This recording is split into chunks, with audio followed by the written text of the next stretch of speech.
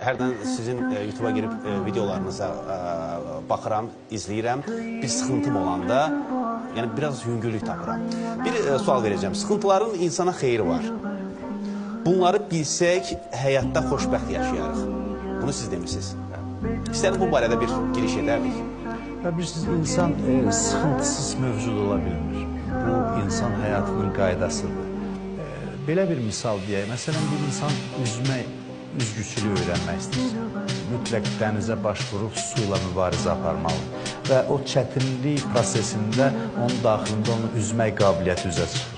Biz üzgüçülük haqqında yüzlərlə kitab oxusaq, su ilə vuruşmasaq, çarpışmasaq biz o istedadı üzə çıxara bilməyəcəyik. Bizim daxilimizdə potensial istedadlar var. Həyat çətinlikləri o istedadları üzə çıxarmaq üçün.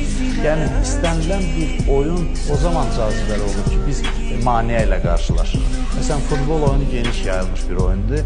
Təsəvvür edin ki, meydan boş olsun, topu bir nəfərə verir və denən ki, getsin, boş qapıya vurur. Bu onu rahat şəkildə edəcək, amma oyunun cazibəsi olmayacaq. Qələbə çalmağın anlamı olmayacaq.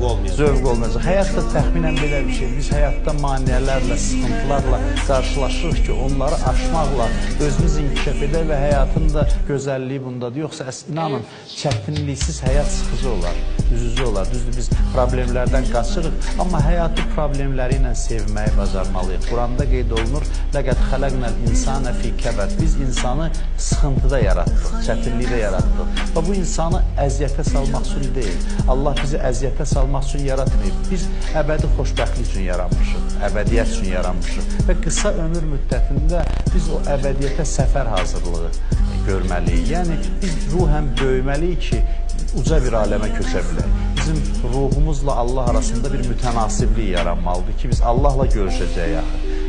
Bizim həyatımızın son nöqtəsi Allahla görüşdür. Bu görüşə hazırlaşmaq üçün biz həyatın müxtəlif sınaqları ilə qarşılaşırıq, rastlaşırıq və o sınaqları ötdükcə insanda bir böyümə baş verir, mənəvi yüksəliş baş verir və yeri gəlmişkən Qurban Bayramı da elə bunun tərənnümüdür. Həzrəti İbrahim oda atılır, odda yanmır. Bunlar hamısı həm də simvolik mənalar kəsb edir. Yəni, oda atılır, ondan sonra ona qarşı müxtəlif çətinliklər, sıxıntılar olur. Övladı yeni dünyaya gələn kimi Allah deyir, onu apar, susuz bir səhrada saxla. Ondan sonra övladını qurban kəs və bütün bunları keçəndən sonra bu mərhələləri Allaha yaxınlığın şirinliyini dadır. Yəni, vüsal şirinliyini dadır və Quranda qeyd olunur ki, biz onu imam qərar verdik. Yəni, o imamət rütbəsinə ucaldı. O uca bir məqama çatdı. İmtihanlardan keçəndən sonra. Həyatda biz məqsəd üçün yaşayarıqsa, ali hədəflər üçün yaşayarıq.